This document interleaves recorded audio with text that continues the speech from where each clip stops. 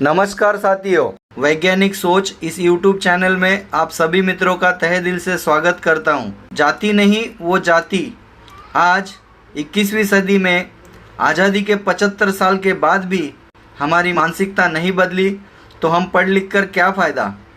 महाराष्ट्र के नांदेड़ जिले के बोंडार गांव के युवक अक्षय भालेराव की कुछ दिन पहले हत्या की गई। आपको पता ही होगा कि हत्या क्यों की गई, क्योंकि अक्षय भालेराव ने बाबा साहब अम्बेडकर जी की जयंती मनाई थी। ये घटना अपवाद नहीं है, ऐसी बहुत सी घटना होते आई है। जैसे नासिक में 16 मई 2015 को सागर शेजवळ नामक युवक की हत्या की गई थी। उसका कसूर यही था कि उसके मोबाइल में बाबा साहब अम्बेडकर जी के गाने की रिंगटोन बजी थी। तभी मनुवादी मानसिकता के लोगों ने उसे इतना मारा कि उसमें उसकी मौत हो गई। इसी तरह से 2018 में उस्मानाबाद जिला गांव जलकोट के एसटी स्टैंड के बाहर आनंद चंद्रकांत गायकवाड़ नामक आदमी अपनी माता पिता के साथ किसी रिश्तेदार के मैयत में जाके वापस आ रहे थे। तो उन्होंने चाय नाश्ता करना था, तो जलकोट नामक गांव में गाड़ी लगाते समय उनकी गाड़ी की टक्कर एक साइकिल सवारी से हुई। तभी उस साइकिल सवार ने देखा कि गाड़ी पे अशोक चक्र लगा है। उसने आनंद को जोरदार थप्पड़ लगाई और अपने साथियों को बुलाकर बड़ी बेरहमी से पीटा। तभी आनंद के बूढ़े माता पिता ने उन सभी मारने वालों को हाथ पैर जोड़कर आनंद को मत मारो ऐसा गिड़गिड़ा रहे थे। फिर भी उन्होंने एक न मानी और उस आनंद नाम के लड़के को इतना मारा कि उसमें उसकी मौत हो गई।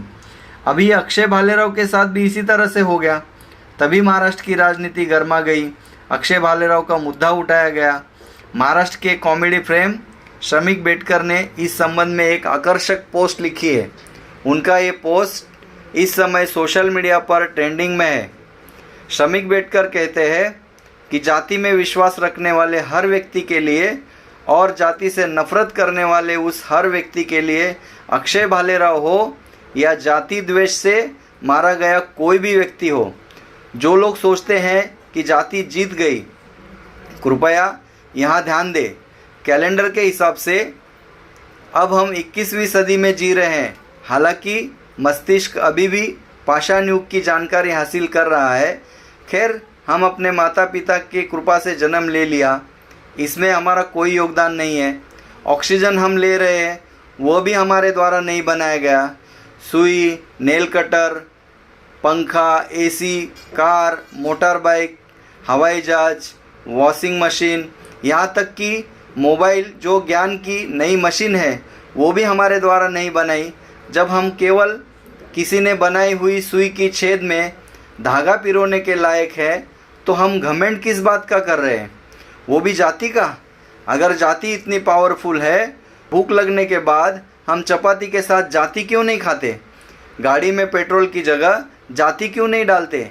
अगर आप पढ़े लिखे हो तो आपके अंदर मानवता क्यों नहीं है? कोरोना काल में हमने वैक्सीन की जगह जाति क्यों नहीं लगाई?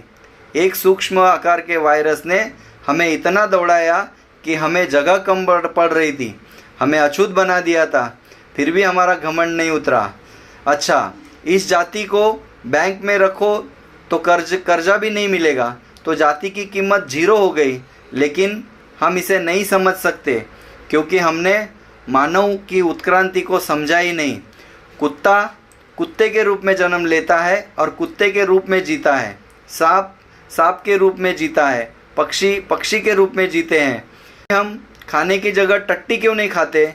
जब सभी अपनी अपनी भूमिका ठीक से निभा रहे हैं तो मनुष्य के रूप में जन्म लिया है तो मनुष्य के रूप में जीना चाहिए। ये बहुत ही आसान तरीका है। थोड़ी सी कोशिश कीजिए एक इंसान के रूप में जीने की। ये थोड़ा मुश्किल होगा लेकिन नामुमकिन नहीं है। आप सभी महापुरुषों की किताबें पढ़िए, तभी आपको सच्चाई का पता चलेगा। इतना कहकर रुकता हूँ दोस्तों।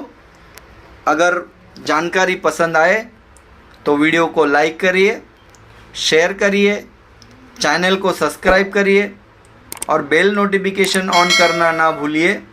धन्यवाद। नमस्कार।